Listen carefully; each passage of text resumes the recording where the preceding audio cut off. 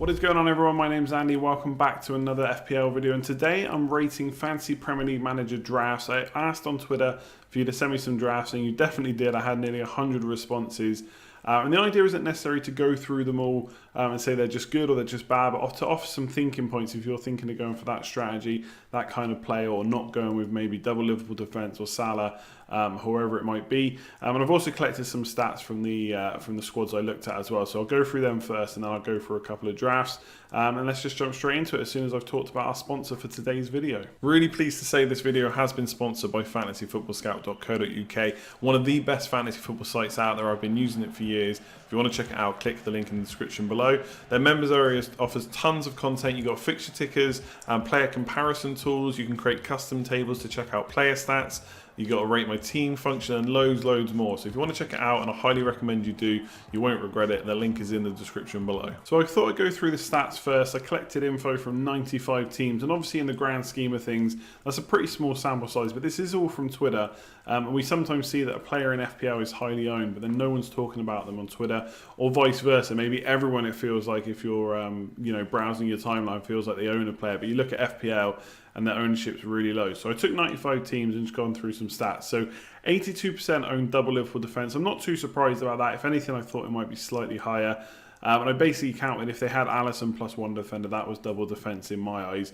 Two people had triple Liverpool defence, so that's a good tactic. Obviously, you don't get Salah or Mane. And one team used Gomez in their double, which is interesting. I've actually got another video talking about him as well. So 82% on double Liverpool defence. 58% own Sterling and Salah. I did think that would be a little bit higher as well. Maybe that's just my own perception because I own those two players, so I assumed a lot of other players might do as well. But not quite as many as I thought, just over half. And one person had their triple captain on Salah, which was a brave call, but it is Norwich at home, so maybe not that brave after all, just smart. 24% had one or more premium striker. I didn't count how many had maybe two or three, but I don't think anyone had three, but a couple had 2+, so I've written it down. So 24% of the teams had premium striker. Mostly that was just Kane on his own. Two of the teams was Aubameyang, 4 had Aguero, and 1 had Kane and Aguero. So not many premium strikers going around, mostly Kane. But I did like the people that went for Aubameyang. I think that could be a nice differential, considering in the opening 2 fixtures, Kane does have Man City, so that will be a tough one. 92% own one City defender. Again, that included goalkeeper, so if they had Ederson but no defenders, I counted that. So that's really high. So a lot of people back in the City defence, and I saw a lot of Zinchenko's in there now that he looks hopefully to be starting the season, but that's still yet to be seen. And 40% own De Bruyne. So that's probably about where I thought it might be. I think a lot of people have gone for Sterling. Obviously, not many people have gone without Salah, but 40% for De Bruyne. A lot of people hoping he can kind of match Salah. So yeah, that's the stats I took from the teams. Let's jump into some of the drafts. So I do apologise if you took time to send me in a draft and I've not used it. Obviously, I couldn't do 95 teams in this video. It would be extremely long. So I've taken 4 in total. So we'll just go through them. And thanks to everyone that did send them in. So draft 1 is from Karam Taser. Make sure you follow him on Twitter. I know he does a lot of videos for other fantasy games as well, if you're interested in that. So he sent in a 4-5-1. So not many people going for this formation necessarily. Some 4 at the back, 5 at the back. So I've gone 4-4-2, but I've not really looked at 4-5-1. So he said himself he's not happy about no Robertson, but to be honest, you've got Trent Alexander-Arnold. I don't think you have to worry about that if you've got the double up with Van Dijk. I think Van Dijk's a pretty happy compromise, saving 0.5 million in the process. Now, obviously, with 4-5-1 and getting Sterling, Salah and De Bruyne, which is awesome, and Wilson, so some really kind of heavy-hitting players there, or some decent enough players, does have to rotate Westwood and Kelly, which I'm not sure if it was my team I'd be too happy about, but that one enabler has a pretty solid team all around. I don't think many people would be worried about owning the rest of the team. Obviously, we're hoping Perez does well, 6.5 million midfielder. Hopefully he can bang in some goals alongside Vardy or play up close to Vardy. So I don't think it's necessarily bad having Westwood in there. Obviously, the problem with Kelly is we don't know if he's going to play, and we don't know if he's going to play long term because they do have some injuries at centre-back position. And last year, he wasn't a first-choice regular. So maybe he can play himself into contention in pre-season. We'll have to wait and see about that. If he does, he's absolutely in my team, only 4 million. But like I said, you do get Salah, De Bruyne and Sterling. So I think you start with all the big hitters you'd probably want. No premium striker, but Wilson up front, I think, in the opening 2 fixtures could match them. And no 6.5 million forwards. But for me, I don't know if any of them are massively standing out at the moment. There's a few that I like and a few that I would go for, but there's not one where I think I absolutely must have them for game week 1. And obviously in this position, you're only kind of a couple of moves away from swapping to a 6.5 million. So if King or Jota or whoever it might be suddenly became almost must-have, or you really wanted them, you could swap Perez in one of the 4.5 million bench options. And just go from there. So solid draft, 4-5-1 is interesting. Yes, you've got one enabler in there, but I think if it lets you have all the big hitters you want, why not? So next up, we've got at Hollyoaks007 rocking a 3-4-3, a formation I haven't really seen that much of, although it's usually one of the more favoured ones in FPL. And I think a lot of people will turn back to this, if not at the start of the season, but as we get through the first few game weeks. The first thing that stands out, and I don't really want to do this video to put people off, I'm just giving my opinions and my thoughts and some key things to think about. Double Bournemouth defence. Now, I've said in previous videos that I've probably been a bit harsh on their defensive record. They did get 10 clean sheets last year, and they probably conceded a few too many goals that they, maybe in other games they wouldn't have. So there's chance for a clean sheet for Sheffield United and Aston Villa away. But double Bournemouth defence is probably not what I personally would spend the money. Obviously, they could be good value. You've got 3 premium players in this again, so Salah, Aguero and Kane. And because of that, you've got to have an enabler in Jorginho. Now, I really want to see Chelsea get a penalty pre-season and see who takes it with all the main players on the pitch, because we're not quite sure who it's going to be. Hazard was the main penalty taker and Jorginho was backup. But under Lampard, maybe that'll be different. Maybe he'll give that to his number 1 striker. I've seen Chelsea fans speculate that it could be David Luiz. So that'd be an interesting one. I do think he's one of the better enablers at 5 million anyway. Him and Mark Noble are probably the best. And him himself, Jorginho, was probably a bit unlucky not to get more assists last year. Had an expected assist of like 5.21 and got 0. So some poor finishing potentially going on there. Obviously, yes, you get 3 premiums, but you do then lose it in Fraser, Tielemans and Jorginho. So the midfield isn't that strong. But realistically, it's just Aguero versus Sterling. If you had Sterling there instead, you'd have a 3-5-2 and suddenly that midfield will feel better. And you'd have Kane up front. So that's just a psychological thing. Just because you've got Aguero, that makes it 3-4-3. It could be Sterling 3-5-2. Who's better? I've gone for Sterling, but at the end of the day, there's no reason why Aguero won't absolutely smash it at the start of the season. And if you prefer him to Sterling, you should absolutely go for him. Only have a couple of things I picked up on. Deeney instead of Deulofeu. Deeney's definitely lower owned. I don't think there's any reason why over the course of 3 or 4 game weeks he couldn't match Deulofeu. Obviously, they're both now listed as forwards. Deeney is on penalties, though, which always helps a little bit as long as they can win some of them. And I just think there's not too much to choose between them. So, again, a bit like Aguero and Sterling. If you want to go Deeney, absolutely no reason not to. Obviously, Deulofeu just adds a bit of flair, I think, to the Watford team. But they both should start.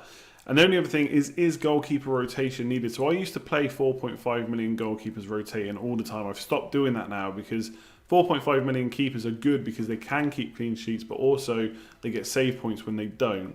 And quite often, it's really just a frustrating thing that if you get the wrong one and that a one on your bench gets loads of points, that's super annoying. And I actually saw a really good tweet from a guy called, his handle is Ronaldinho, spelled N-E-I-L, so Ro Neil Dino.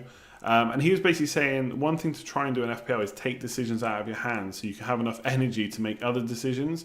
So if you have a 4.5 million set and forget, not only do you get 0.5 million more to spend because you can just put a 4 million goalkeeper on the bench, it also takes one of the decisions out of your hands every week so you can stress about other stuff instead. So next draft is from @ChachiLamaQ. I hope that's how I pronounce it. If it's not right, I do apologise. And this is a 5 at the back. So we've seen a 4-5-1. This is a 5-4-1. Again, going for Wilson as the lone man, who I really like.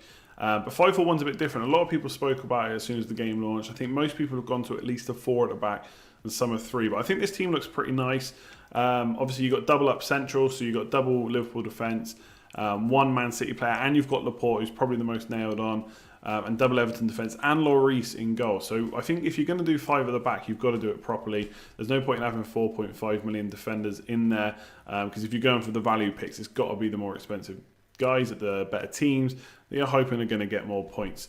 And yeah, that's basically why there's lots of value in this team. Again, you've got Fraser in there, who I've not really spoken about too much or thought about. I think he's a really good pick. Again, a lot of these teams are showing enablers, and it always looks better to have a non-enabler, so to have 6.5 million plus players. But if you can get the right 5 million that ticks along nicely, they only get like 3.5 points every game week on average. That's a pretty decent return for a 5 million. You don't need too much more than that. So again, whether it's not Noble, Jorginho, it doesn't really matter at this point. I think that's just a kind of slot you could put in there.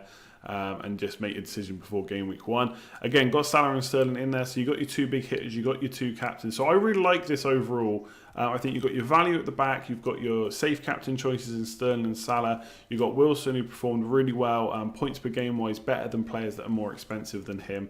So it looks really solid. My only kind of 2 notes, I suppose, to this, and this counts for any of the teams that have got 1 up front, is yes, Greenwood might get minutes. I'm not fully convinced he's going to be the next Kane, where he comes in at kind of 4.55 million and plays week in, week out. I just don't see that happening, but let's see how it goes. So him and Wickham, probably not going to get too many minutes. So as long as your first 11 plays, and if you've got 5 at the back, 5 defenders, they do get rotated less usually than attackers. Obviously not necessarily in the case of like Spurs fullbacks, etc. But generally they get rotated less. So you're probably not going to use your bench enough. But if you do, then you've only really got Dendoncker, and then you're hoping that Greenwood or Wickham get a minute here or there. Whereas if you get like kind of 4.5 million defenders or 4.5 million midfielders, there's more chance of them playing. So that's why in the past the 3-4-3 has been really popular, because you get your bench options in defence, you get 2 4.5 million defenders that are both going to play, you get your 4.5 million midfielder, and all your bench, apart from maybe your goalkeeper to save money, is going to play. And that can help when they come off the bench. But of course, you don't use all 3 bench options that often, so it's probably not that big of a deal, especially at the start of the season, considering you could wildcard early if you needed to. And the only other thing, I suppose, is how to spread the funds. So if you suddenly wanted to upgrade Greenwood or Wickham to kind of another 7, 8, 9 million pound forward, or whatever it might be, you've kind of got to start swapping out 1 or 2 defenders, or maybe 1 defender, 1 midfielder to get those funds. Unless you go Sterling or Salah out, but the chances are you're probably not going to want to do that. So I think the spread of funds is good in terms of value, but then it becomes trickier to switch that funds to other positions as the season goes on. So next up, we've got FF Pundits _Drew, and there was no way I couldn't pick this team. Not only is it 4-3-3, so a little bit different, but also 3 Man United players, which really stood out to me. One thing to note is there's no Sterling in there, so he kind of said KDB was almost the first player on his team sheet. Could provide excellent value for obviously a lot less money, 2.5 million, and it also gives him Kane. So we've still got 2 premium players, and De Bruyne, and Wilson, and Pogba, who's barely even been spoken about. So overall, I really like this team. Only 1 Liverpool defender, which is another thing that stood out, but I wouldn't quibble over that too much. I personally think that Liverpool offer too much value, but of course that is kind of all eggs in one basket. So if they don't keep a couple of clean sheets in the first 2 or 3 games, people will panic and start offloading them. So it might not be the worst thing to spread the load. Wan-Bissaka is someone I put in a must-avoid video just because I wasn't sure on Man United defence. But if Maguire comes in, I think Man United's team is looking pretty okay. The only spot that would really worry me is having to play Matic at central defensive midfielder still. I'm just not quite sure he's really got it these days, but let's see what happens this year. But if Maguire and Wan-Bissaka come in, that is really going to strengthen our defence. He has been getting up the line, that is Wan-Bissaka, of course, down the right. So potentially more attacking threat this year, and still the potential for bonus points. So a lot of it relies on Maguire coming in, and maybe he'll have come in by the time this video goes out. But obviously Greenwood, I'm not sure about starting him week in, week out. Obviously, I've already said I just don't see that happening under Solskjaer. I think, yes, he's playing him up, but he's only 17. We've seen the likes of Rooney burst on the scene and do really well at that age. And I do think Greenwood's going to do well. I just don't think he's going to play that regularly. But obviously then, if he comes off and he's got Noble on the bench for a 4-4-2, and again, a cheap enabler to allow you to have those big hitters in Salah, De Bruyne, Kane and Wilson. So those are the kind of things that you can do when you drop Sterling. Personally, for me, I just think Sterling's fixtures from game week 3 and then 4 and 5 are really good and captainable opportunities.